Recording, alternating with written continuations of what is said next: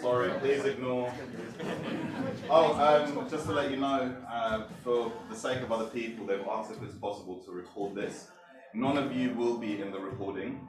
It will literally just be me and Paul who will be speaking. Unless I drag you up the front. Yeah. Oh.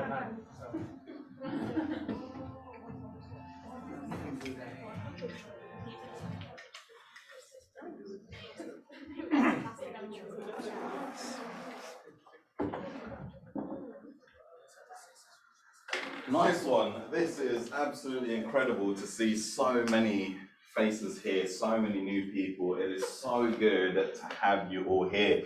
For those of you who don't know, my name is Arnold and I help run this society with an incredible team of people. This is it, this is Blessed Society. Hopefully we didn't disappoint, right? I'm sure somebody came to you and said, we got 3 dominoes and somebody's going to be doing a talk. And either some of you came because you're like, what, huh? 3 dominoes? Yeah, I'm there. Others heard about the talk and wanted to come in, or maybe you came for both, literally.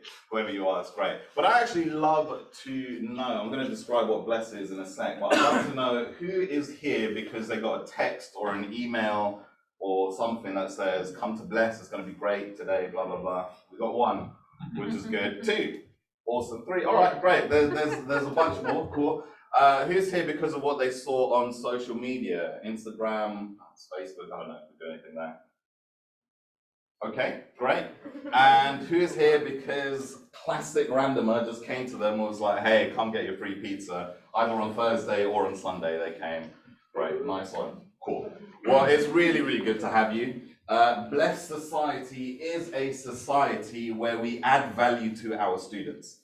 We want you to leave here feeling as though you are better off or you know more than when you entered here. We believe in something called just the 1%. So even if we add 1% to your life, that is a success, and you should see that for yourself as well. I spoke about this a few weeks ago. If you were to add 1% in your life every single day for a year, you'd be 40 times better off than where you are right now, which is a huge, huge, huge impact. Obviously, you want to be able to do more than that for you. Now, this is funded by a church called Emmanuel Church here in Brighton, where basically the leaders, including myself, thought, right, we've got to add value to our students. Now, don't feel as though you've come in and then we're going to tell you that we're going to be talking about career and future, but actually we're just going to come in and it's going to be like, right, so career, future, Jesus, hello, and then it's just that for the whole time. No, that's not the case at all. What we said we're going to talk about is exactly what we are going to talk about. You don't have to have some sort of religious background to come here at all, no way. But if you feel as though, right, these guys have so much to say, and I like what they're saying, well, normally what we do is we go from here to Falmer bus stop. We grab a free bus that takes us to Emmanuel Church, which has loads of students, way more than the people here. And then there's stuff going on there, and then there's a free bus that takes us back. But again, if you're like, look, I just came here to enjoy some pizza and a great talk, and then I've got to go home, I've got to go study, that is also fine as well. No one's going to judge you, except for me. I think you're awful if you do. No, I'm joking. No, that's not true at all. That's not true at all. Today's talk is, you may not know what you're doing in the future. That's okay. We're going to show you how to stand out. And what we've got is Paul Edmonds, who's a personal friend of mine, and he is a business and careers consultant who's going to be talking about how to stand out regardless of what you're doing in the future. So over to you, Paul. Good friend. Absolutely good friend. Oh, that's true. I've never seen him before. Okay. We'll start with this. How to stand out. That was the title he gave me, so I didn't come up with it. The reason there's a little asterisk there was the fact that for those people who actually do go to church, I just wanted to throw in there a little hand grenade, is the fact that we talk in church all the time about not worrying too much about who we are and what we look like and all the kind of stuff that goes with it. So actually we shouldn't really worry too much about standing out. If you believe in God, then He can see you anyway. So that's my only comment about God. I'll crack on now. Right, how do you stand out? Do you know how? Yes or no? Kind of typical. don't know, or in Arnold's case, he hasn't got a clue. So Arnold actually has his own company, so he doesn't have to worry about going to look for a job anymore. So he's done the right thing there. So what I'm going to try and do, just over this next, how long have I got? Hour and a half, is to try and answer a couple of questions. Where will we find work from? So this is not necessarily a careers talk here. It's just some of the things that we can do while we're on that journey. So where do we actually find work from? What do we need to actually do to get the job when we actually come across it? And then what do we do to keep that job?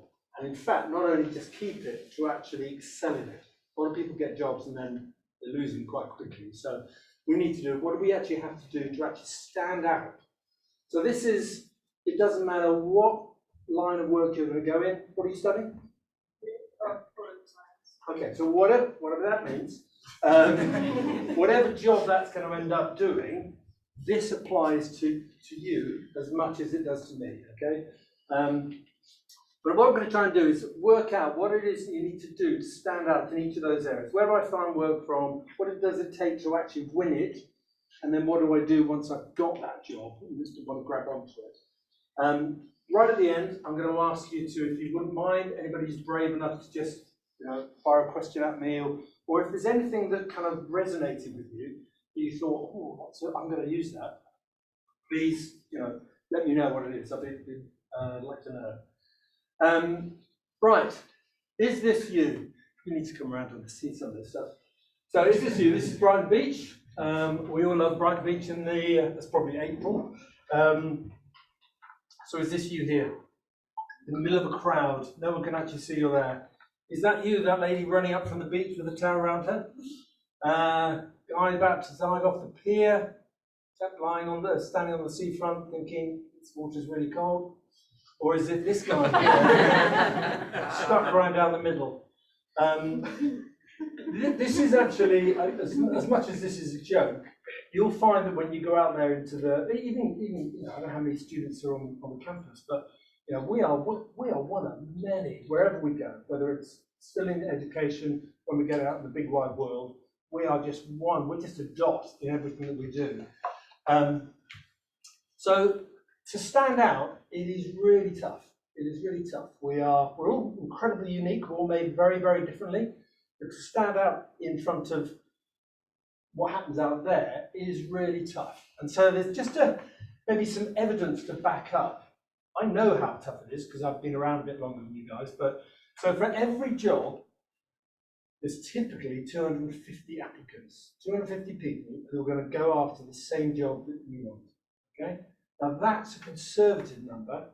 So I run lots of companies, and we would typically get 400 people applying for every job that we advertise. Now it depends where you advertise, obviously, but so if you imagine 250 people applying for the job that you're going to go for, what happens if one of those people happens to be related to somebody else in that company? Doesn't matter how good you are, doesn't matter how fancy your CV is, they're going to get the job. And there are loads of other reasons why somebody might get picked in front of you. They may have more experience, they may be, I don't know, friendlier, 1,000 different reasons why. So what can we do to make a difference so that we actually stand out and give ourselves the best fighting chance? It typically takes 50 applications to get one interview. That's not the job, that's just one interview. And I put the stat up here. When I was kind of, one of the companies I own is actually a recruitment company. So I know some of this stuff because I know we do it every day. I don't work in the company, but I know the guys do. Quite often it's up to 100 applications you have to put in to get one interview. And then it's something like 8 interviews to get a job. So 8 times 100, that's like a huge amount of applications. So all I'm painting here is a really horrible picture of how difficult it's going to be for you, okay? On average, for the average person, it's going to take you a minimum of 3 months to get a job. So the moment you kind of sit down and go, right, this is it, I'm going for it, I'm going to really work every hour, every day to try and find a job, it's still likely to take you 3 months. So quite often people think, once you're out there, even if you've been around a while, okay, I'll I'll spend tomorrow afternoon looking for a job, and I'll probably get an interview the next day, and I'll be working by this time next week. Evidence shows that's not the case. Most companies use software, so we use this. So in one of the other companies we have, where applicants apply to come and work for us, we have software that will scan that CV so that it will pick out the words we want to pick out. So we can set it so that we go degree, Brighton, maybe a company that we really like, we hope they work for, we'll write that name in there. And then the computer says, and it will just give me 10 CVs where all those words searched actually appear. So what happens if you don't have that word in your CV? You don't even come out of the system. So just say here that kind of the evidence is kind of stacked against you getting a job quickly. It's not an easy task. I think you knew all this already. It's nothing really new. So yeah, if we're hiding and we're basically not going to be in somebody's kind of eye line, we're going to find it very, very difficult. People don't normally come looking for us, so it's going to have to be 100% you going for a job. When you come a little bit more successful and you've been around the block a few times, there's a chance you might build up a reputation and people go, oh no, they're really good. She works in some company, we need to go and head her. So it does happen that it gets better as you go through your career, but typically at the beginning, it's all down to you. You're the one that's going to have to do all the work in here. So yeah, it is going to be hard. So more of a reason why some of the things I'm about to talk about are relevant to you now and will still be relevant to you in 30 years' time. These things still apply, okay? It isn't just about getting a job. So where do we find work from? Is it sitting at home playing on the PlayStation? Arnold. Arnold does like playing on the PlayStation. So yeah, I must put that one. So sorry about the really poor Photoshop. Okay, it's really bad, isn't it? Yeah. Okay, Arnold wishes that's actually how you found work. What I want to do very, very quickly is just give four areas of where we typically find work, where you're going to find the job of your dream, okay? So number one is you go to the company that you would like to work for. So whoever that is for you, let's say it's Apple. Okay, I'm going to go to Apple, I'm going to go and see on their website, see if there's any job vacancies, I'm going to write to them, call them, whatever you need to do. So that's one method that we all have. So we choose the company we'd like to go and work for. Number two, online. So we enter it, in some cases, a job centre, but in most cases, most of the jobs you can go to, you're going to find them on a job board. There are thousands and thousands of companies, recruitment businesses especially, advertising jobs that are available. That route, yet again, you're going to be one of 400 people going for that same job. So that's two of the methods that we use to find work. Number three, agencies. There are a lot of agencies out there. There's like 40 in Brighton, 50 in Brighton. I mean, they're a dime a dozen. They're really kind of common. But it is another method where you can actually find work. And I'm not saying that any one of these you should focus on and not others, all of them. Anybody idea what the last one's going to be? So this is network, your own connections. So you may think right now, well, I haven't been in business very long, I don't have very many, I don't have a black book with all the people I've worked with because I haven't actually worked very much. But actually, I'm going to talk a little bit about that in a second. We already have a network of people around us. And the evidence says that you're more likely, 70 to 80% more likely to get a job by using somebody that knows you or somebody that knows them. So your connections already, even though if they're small, are already your best bet. So when you're kind of applying for a job online, 400 to 1, right down to your connections and actually being, when I said what happens if there's someone else that worked for the company, what if that's you? So all of a sudden you've reduced that 401 right down to like 10 to 1. So, I mean, if you're rubbish, you're not going to get the job anyway.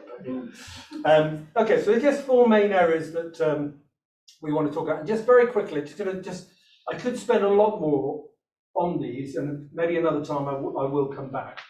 If you're applying direct to a company online, so I don't know how many of you are going to get close to the end of your course at the moment, all I would encourage you, look for the right boss, not for the right company. In the next couple of years of your working life, you'd be far better off working for KFC and actually working for the most amazing boss ever who will teach you things than working for the best company where the person you're working for is a monster and doesn't do anything, doesn't invest in you, and you're running around making coffee. So try and look for a boss. Find out who's the best employer in town, what's the best company to work for, rather than just the brand itself. Off to work for nothing may sound really stupid. We're talking about how to stand out this evening. If you're applying for a job and you're going, well, I think I'm 23,000, is that okay to start? If you walk in there and go, I would like this job, I'm happy to start, I'll work for nothing for 3 months. Already, compared to the other 399 people that applied for that job, you will stand out. I'm not saying that's financially the very best thing to do, but once you're in a job, and I'll talk about that in a second, you can keep it. It's entirely up to you what you do. If you don't get in, it's very, very difficult to hang on to it. If you're doing something online, obviously I'm not going to go into CVs and all that kind of stuff and interviewing and what have you, but the cover letter that goes with your CV is more important than the CV itself. Especially when you don't have a great deal of stuff on your CV, the cover letter, if you do a brilliant cover letter, then most often the HR departments and recruitment companies, they read the cover letters, they don't bother read the CV. The average CV is looked at 12 seconds by all recruitment. They're not going to read all your CV. So the cover letter and your profile at the top, that's pretty much get those done really, really well. The other stuff is helpful. They'll probably look at it if you're down to a small number, but the cover letter is absolutely key. Quite often people will talk about references, testimonials, or it will say at the bottom of your CV, references on request or something like that. Don't do that. Get somebody to write out your references, say, worked with Felipe, he was amazing, he did this and whatever, turned up on time or whatever, ate a little pizza. Get it printed out, put it on the headed paper, attach it to your CV. People buy from people at the end of the day. If you put references on the request, they're not even going to see it because actually they're not going to get past the first gate. So send your references with the CV and chase up. I've given jobs to people because they've rung me and said, I've had the interview, or I sent my CV through. Can I ask whether you've had a look at it? I don't know, have I? Oh no, I haven't. I'll go and look for it. And all of a sudden, that person's made me do something, or made somebody in my business do it. So don't be afraid. If you send a CV to somebody, ring them up. Don't email them. Ring them and say, "Just want to follow up on my CV." You are already making yourself stand out to everybody else who isn't doing that. Recruitment. Probably not one I'd recommend, really, if I'm you, but if you are going to work with a recruitment agency, I put it up here for a reason, is the recruitment agencies, typically everybody imagines that a company rings a recruitment agency, says, I've got a job for a project manager, and then they trawl the internet for 1,000 project managers, and they try and get the best one. That's not how recruitment agencies work. What they do is they find a small number of really good candidates, and then they go and find the jobs that fit the candidates. So if you can become one of their candidates, go into a recruitment agency, go and sit down, ask for an interview with them, win them over, and go back. So this is how to use a recruitment company in your benefit. Once they think you're amazing, they'll find a client for you. They'll just go and ring up a client and say, listen, we've got this amazing person, she's incredible. We weren't really looking at somebody, but if you think they're good, I'll interview them. So try and understand how to use a recruitment company. Don't just send them the CV. Obviously, if you are going to use this method, there are loads of job boards out there, kind of CV library, read, all that kind of stuff. Get your stuff on there. My connection. So this is the people you know. If when you are ready to look for a job, write a letter to your network. Let's say 10 people, and I've done this myself and got a job, and I've advised I don't know how many people, and it works. Write a letter to your network, even if it's small at the moment. Go, right, I'm just leaving uni. I've got this qualification. I want this kind of job. Salary negotiable. I really would do with your help. That, if you do it more than once, and put stuff on LinkedIn or wherever it is to do, that is more likely to get somebody going, well, you know what, I actually do know somebody. It's probably going to be a job at the bottom, but would you mind coming and have a chat? That is more likely to turn into a job, 70 or 80% than any of these other ones. So anyway, I'll run on to that. I could spend a lot more on that one. Right, how do we win the job? And these are little just nuggets that I hope that you just try and remember. I'm going to tell you this from an employer's point of view. Okay, I've obviously not always been an employer, I've been an employee and what have you. So I know it from the other side. But as an employer, you turn up late, you've lost the job. I know it sounds really terrible because you could be really good, but the second someone turns up late, don't mind if you are. Donald used to turn up late all the time. Now he's here like an hour and a half ago. My greatest achievement. But if you turn up late, you may not think this is a really big deal. But if you turn up late for your interview, it's game over. If you turn up late for your lecture or anything beyond that, when you actually start a job, the people above you, I promise you, are not thinking good of you. They may not say it, but I judge people on that. Call me a bad person, but I can't help it because I tend to be quite, I get there early, but it's a big deal. And I'm only there's 2 or 3 I'm going to put up here. Prepare. You walk in for an interview, or actually anything, without actually doing some homework. So I know that you come into this meeting, and you've not this one. I wasn't expecting to do that, but if you come to an interview with me and you don't, if I said, "Oh, what do you think of our American division or something?" You go, and then you start bullshitting me as well. Oh, I love it. We haven't got one. So do your homework, okay? Really do your homework, because that impresses me. And I would say it's a little thing, is actually write some things down on a piece of paper, print it, and have it in front of you. When I'm on the other side of the table, I'm going, ooh, that doesn't happen very often. People have a question in their head. That's fine, that's good. But actually preparing and showing me you're preparing, you've separated yourself out from those 400. Polite, you may not think this is a big deal, but if you're nice to people, people love that.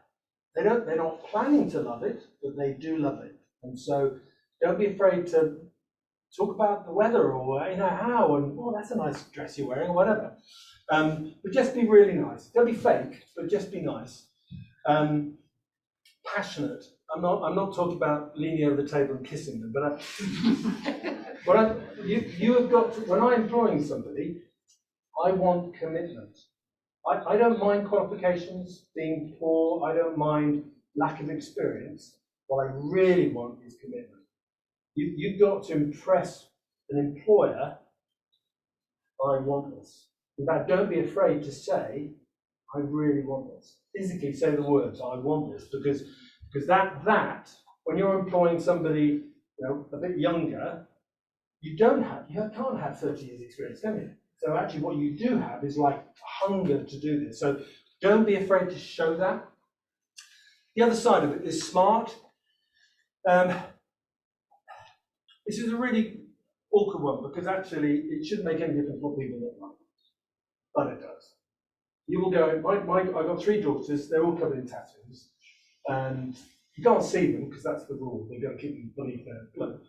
But I know that they will be judged.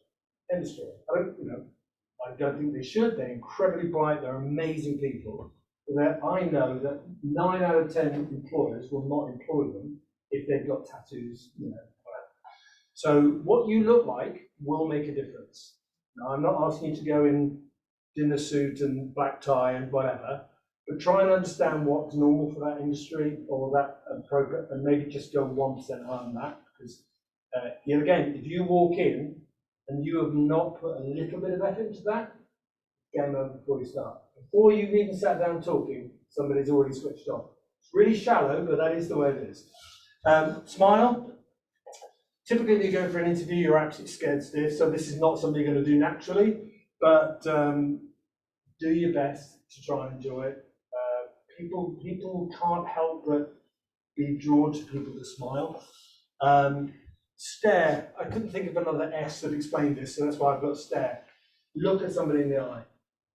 Typically, if you've not done this a lot, you'll do this. You'll be spending your whole time looking around the room. We will employ people that will look at us in the eye. So just be conscious of that. I know it's difficult for everybody, not everybody can do that, but just be conscious of it, because these are the little things that will help you stand out.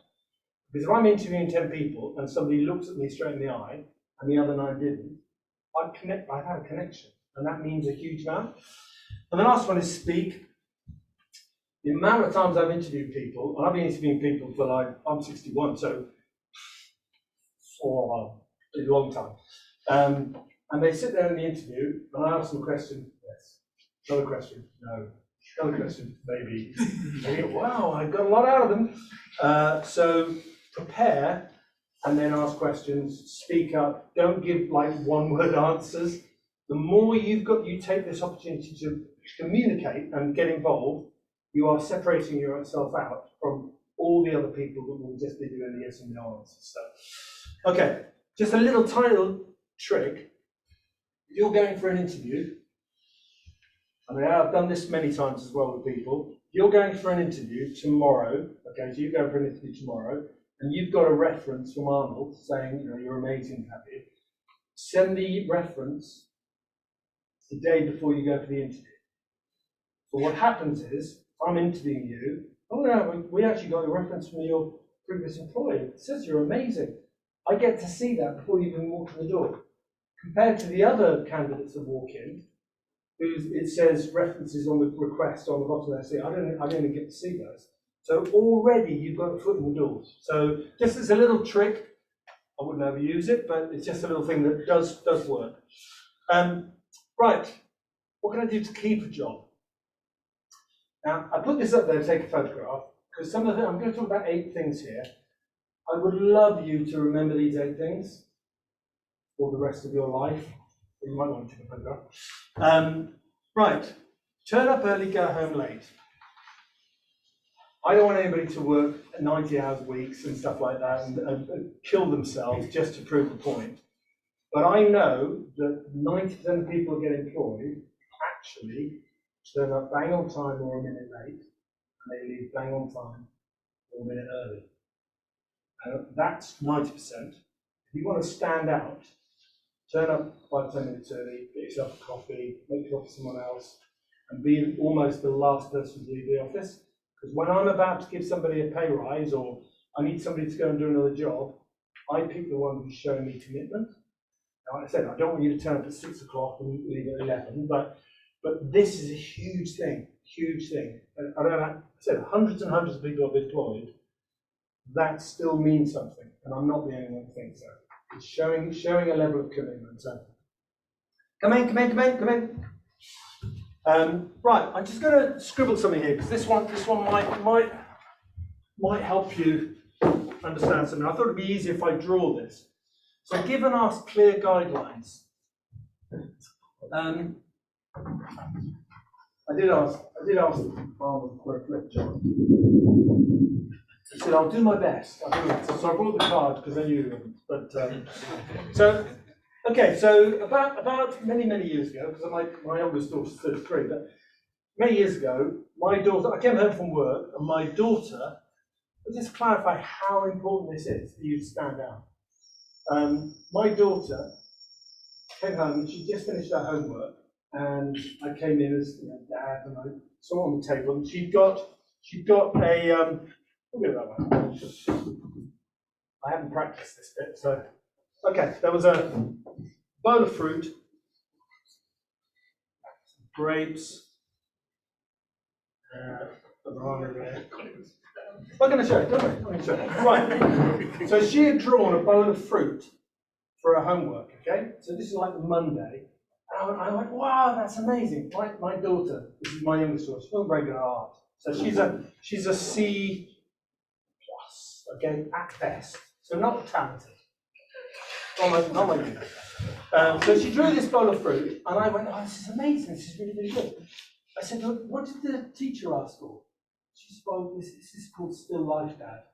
No, nothing. I said, no, but did they ask for colour and shading and stuff like that? And she said, well, no, she didn't. I said, well, listen, it's really good, but tomorrow go back and ask the teacher, did they want colour and shading? Anyway, the next day I come home from work, and there's another, I could do another bowl, but I'm not going to. There's another thing here. Should do another one. And this time, it's all coloured in and shaded. And so I said, this is really clever. What happened when you went to school? And so sure enough, she'd gone in to see the teacher and said, my dad's asked me to ask you, do I do this with colour and shading? And the teacher said, well, of course you do. It's an art class. I didn't think I had to say that. And so fair enough, she came home. And I said, well, this is really, really some of the best work you've ever done. And I said, so now you know what the teacher wants. Now you know that, and you've done it. What else can we do? So, I don't know. So I said, well, listen, underneath my bed, I've got some canvases. So I went and got a canvas. And then she drew the bowl of fruit again. But this time,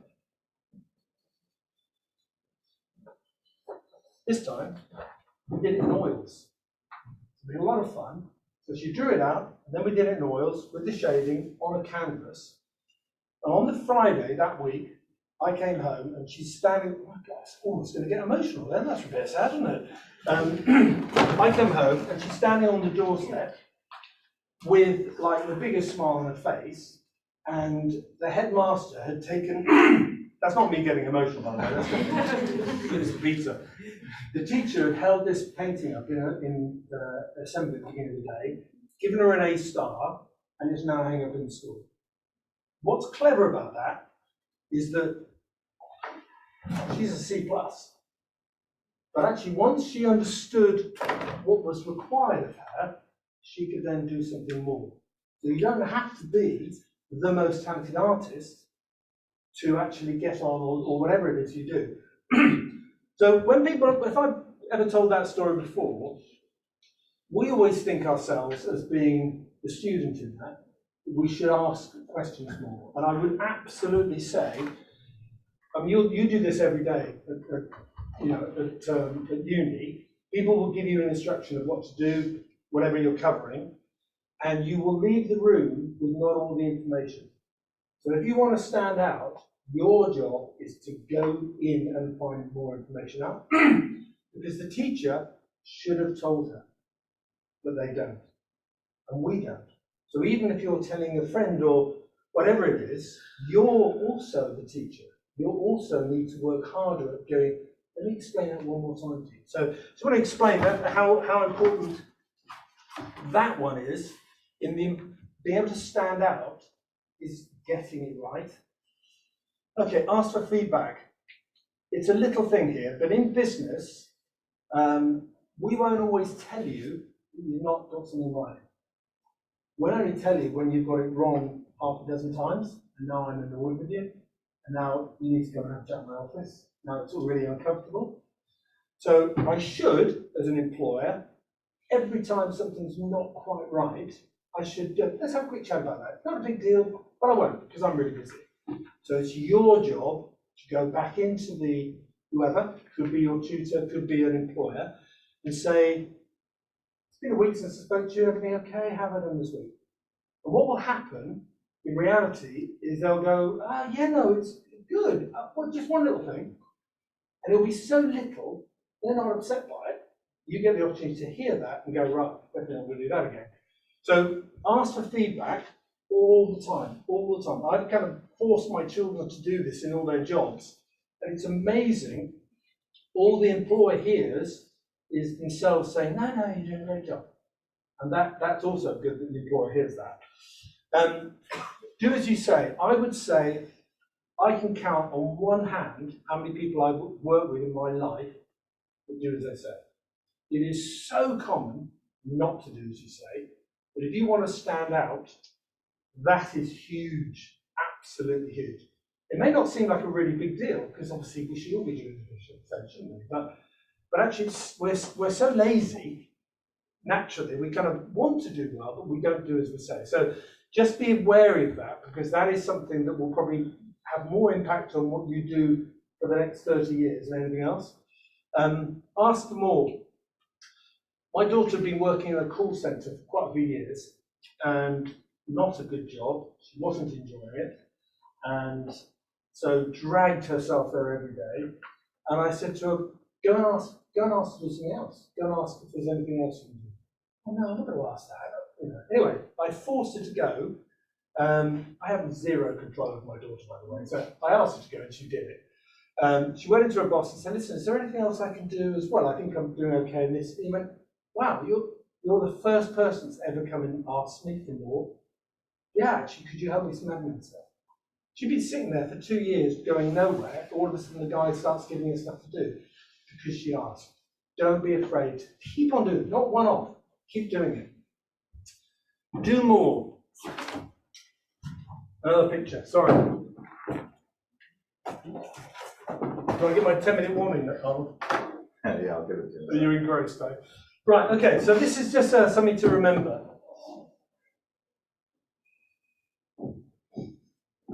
75%, see that? 75% of the people on this planet and 75% of businesses nearly do as we say. So this is, you're going to meet your friend, I'll meet you at 8 o'clock sort of thing. You both woke up at about 8:05. That's nearly. We don't really mind. You love her, she loves you, it's not the end of the world. That's really normal. And in business terms, we do that as well. We will take an order from a customer and we'll say, let's say they've ordered some chairs, and they want 100 chairs. And they want 100 chairs by Friday at 3 o'clock. And we go, yep, okay, we'll accept that order. And then on Friday at 4 o'clock, we turn up with our lorry and there's 98 chairs. And the customer goes, well, that's fine, we didn't need all 100. Actually, we don't need them next week, so it's no big deal. But that's normal. I'm okay with being late, and they're okay with me being late. So this is 75% of people are doing this. We typically do this all the time. We rock up late when we're going for a drink, and no one seems to say anything, even if it's 5 minutes, it's not a big deal. 24% here. These are the people that actually do as we say. So if I was a business person again, and I take an order for 100 chairs, and the customer says, I want 100 chairs on Friday at 3 o'clock, and at 3 o'clock on Friday, I knock on their door, and I've got a van full of 100 chairs. I've done exactly what the customer wanted. Now I'm amazing. And they go, oh, we've never had a supplier does this before. Because actually most suppliers are this. So we're trying to be exceptional. We're trying to give the customer what they want. That's really rare. So actually, if you both decide to meet at 8 o'clock and you both arrive at 8 o'clock, that's like, whoa, you've got the same watch. This one here, I'll make it really big for you. 1%. The 1% is you arrive at the pub early, and she loves baby sham or whatever, her favourite drink. You arrive early, you get it, and she likes pork scratchings as well. And when she walks in, her drink and the pork scratchings are on the table ready for her. Now the best friend ever. Bet really smart over here. You're the best friend. And the same with business terms. If I get an order for 100 chairs, and they want it Friday, 3 o'clock, and then on Thursday I call them and say, listen, we're ahead of schedule. We've got an overrun of 10%. So there's 110 chairs. You're not going to be charged for the other 10. And I'm going to put another guy on the lorry when we get there because he can help you unload at the other end. But we can do them on Thursday. Now, I stand out as a company so that even if a competitor of mine comes in and goes, we can do those chairs for 10% cheaper, why would they move from somebody who's doing more than they've asked? So it's not about doing what people are expecting from you. What you have to do to stand out is actually to do more than, always. That 1% is the important thing. I'll give you that. And I mentioned this before, but when it comes to ongoing, whatever you do, this will become a factor. It shouldn't, and I think in Brighton it's slightly different to the rest of the world, because it doesn't matter down here. Actually, if you don't have tattoos in Brighton, then you're, but just to be aware, if you look at those 7 things, and the last one is help someone else. This doesn't happen in business. People are very focused on their career. We talk about self all the time. It's all about me. It's all about that. But actually, what really happens in business, if you two have been working together for several years, and you are saying, "Oh, she's so helpful. She's always doing," and you're telling me I'm the boss, you're promoting her. You're getting her the pay rise because she's helped you. So be aware. I want you to help people anyway, whether it comes back and helps you. But I would say if you're looking for a pay rise or a promotion, it will probably come from people either alongside you or beneath you, because they're the ones that influence above. People that are above you will rarely get a lot of time with you, but what they will hear is, "Oh, he's amazing, he's fantastic. Oh, he stayed behind and helped me with this and that and the other." That's the kind of person I want to keep employed. I don't have to see it. If I hear it from somewhere else, I'm going to look after them. Right. So these 8 things, so they can be used when you're looking for a job, where you find the job, what becomes CV, what you put in the CV, the cover letter, all that kind of stuff. The winning, what happens when you're in the interview, but especially it's what happens when you actually get that job and turn it into something quite exceptional, okay? That means that you're the person compared to everybody else that will stand out. Okay, just the last bit, summary. I'd love to say this was my quote, but I stole it. It is really difficult finding a job, okay? So be prepared, suck it up, and do not give up, okay? You will get there, but it really is hard work. It's harder work than whatever you've done for 3 years, I can tell you that. But I love the expression, hard work beats talent when talent doesn't work hard. You guys are really smart, but smart is not enough. You do need to put the graft in as well. So just, please be aware of that. This is a horrible thing to say. I've employed lots of graduates, and I have a lot of graduates come in and go, "Well, I want to be on 100K. I want a BMW. I want this and what have you." And I've done a business course, so therefore I know how to run ICI or whatever. And I go, okay, let's just tone it down a little bit. So we need to see hard work, right? Your talent will pay off in the long run, but we want to see hard work. Look for a boss, not a job. I think long term, of course, you want to work for the right company and all these kind of things, good things come along. But ultimately, right now, for the next few years, if you work for somebody who is going to develop you, which is very rare in business, people don't develop their staff very well, find that person, because they'll change your life. Anybody that came to a talk I did a few weeks back, I talked about getting a mentor, or getting 10 mentors, because actually the people that you're building in your network, not only are they connected to lots of people, they'll advise you, like your own little mini non-exec board. Just get people around you that you spend lots of time with, asking their opinion. What am I doing with this? What am I doing with that? People have been seen there and done it. Really, really important. Remember the last 8 guidelines. Anybody want to have a guess of what they were without looking at your phones if you took a photograph? Smart. I was there. At least he opened his mouth and said something. So. I just remember them, because actually it is important, because I actually do those every day. I still do them every day. I didn't get a degree. I had to stand out in a different way. I got chucked out of school before I even got to A-levels. So for me, I wasn't going to survive with a piece of paper that said I've got a degree. I had to stand out by doing something different. So I have been doing those 8 things for the last 40 years. And I will guarantee if you do those 8 things, you could start washing up in Domino's. In a year's time, you could be running it. If you adopt those things and take them very, very seriously. Be the 1%. You have to be the friend that turns up early, buys her a drink, and gets the fault scratchings. But do that in everything you do. Be the 1%, and that will stand you out against those 400 people. You will be the one that stands out against those 400. Okay. How's that for time? Well, very good. But we'll do the questions and feedback in a different way. Okay. Yeah, great. Let's give it up for Paul.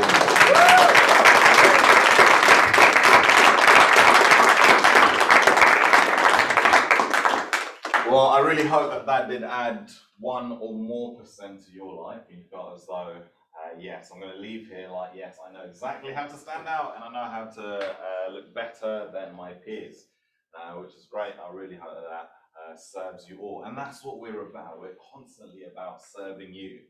And we do this and we serve you because we have a worldview, a Christian worldview that just believes in loving others and pouring out love to you. And there's so much that we have to say about that, but I'm going to take up too much time if I was to. So if any of you would be more interested in that, we do something called Alpha, literally every Thursday, where we look at the foundations of Christianity, of life, and we ask questions in a setting where people are able to ask whatever questions they want. It would be so good to have you. It's literally online. Some people have done it in their boxes, and it's crazy. So it is such a good time. If you'd love to know more about that, please come and talk to me. However, we do need to close there. So there are 2 options here. Firstly, for those of you who'd love to come with us to Emmanuel, please follow my friend there, Carmina. She's going to head on over. She's going to lead the group over to Falmouth Station, where we will be grabbing the free bus over there to go over to Emmanuel. We've got to do that quickly, so literally by the time I'm done, get up and get out of here, all right? Just get lost. Come next week, the second thing is come next week. You can't just listen to one thing and that's it. There's more that we have to tell you. Next week, we have a counselor in training coming in to talk about mental health and the fear of failure and embracing failure. It's such a good talk in light of what you're hearing. You got 1 in 400 chance of getting a job.